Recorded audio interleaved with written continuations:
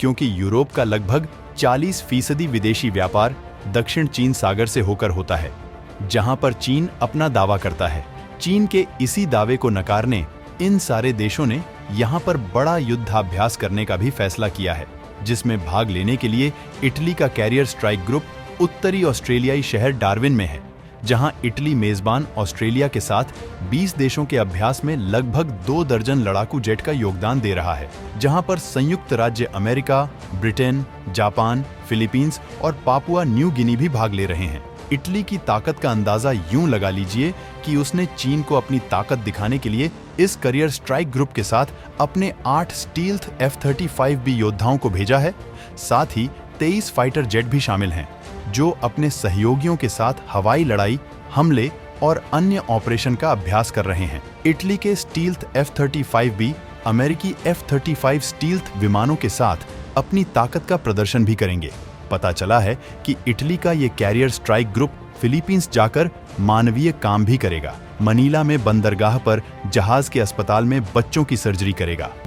Philippines को और ज्यादा ब्रह्मोस मिसाइल देगा भारत। इस बार चीन की हरकतों पर लग जाएगा फुल स्टॉप। इटली के साथ भारत भी चीन के हेकड़ी तोड़ने के लिए काम कर रहा है। इसके लिए हाल ही में भारत ने फिलीपींस को ब्रह्मोस मिसाइल दी है, जिसके बाद फिलीपींस ने साउथ चीन सागर में, जहां पर उसने अपना नेवल बेस बनाकर रखा हुआ है, वहां पर फिलीपींस ने इन ब्रह्मोस मिसाइलों की तैनाती कर दी है।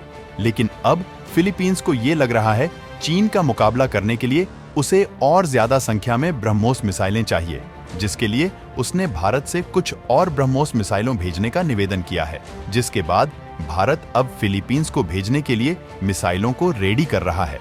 दोस्तों, आपको बता दें कि दक्षिण चीन सागर में चीन लगातार फिलीपींस को परेशान कर रहा है और पिछले कुछ महीनों में बार बार फिलीपींस और चीन की नेवी के बीच टक्कर हुई है।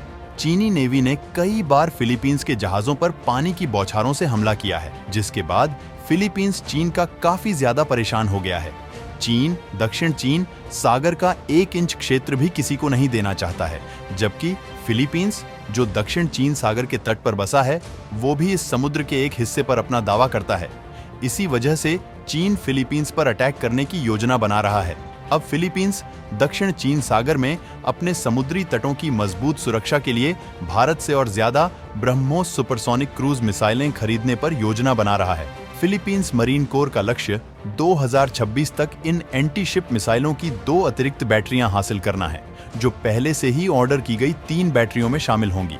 फिलीपींस नौसेना को पहले से ही 3 ब्रह्मोस बैटरियां मिलनी तय हैं, जिनमें से प्रत्येक में 4 लॉन्चर हैं, जिनमें 3 मिसाइलें हैं जो 290 किलोमीटर दूर तक के लक्ष्यों पर हमला करने में सक्षम हैं। इससे फिलीपींस की समुद्री खतरों को रोकने और उनका मुकाबला करने की क्षमता में मजबूत वृद्धि होगी।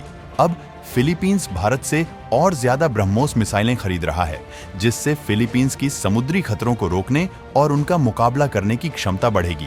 और ज्यादा ब्रह्मोस मिसाइलों के अधिग्रहण से चीन के साथ संघर्ष में अमेरिका के सहयोगी के रूप में फिलीपींस की कमजोरियों में से एक को दूर किया जा सकता है। इससे दक्षिण चीन सागर में चीन के शक्ति प्रक्षेपण और समुद्री क्षेत्रों पर हमला करने की क्षमता का मुकाबला करने में मदद मिलेगी।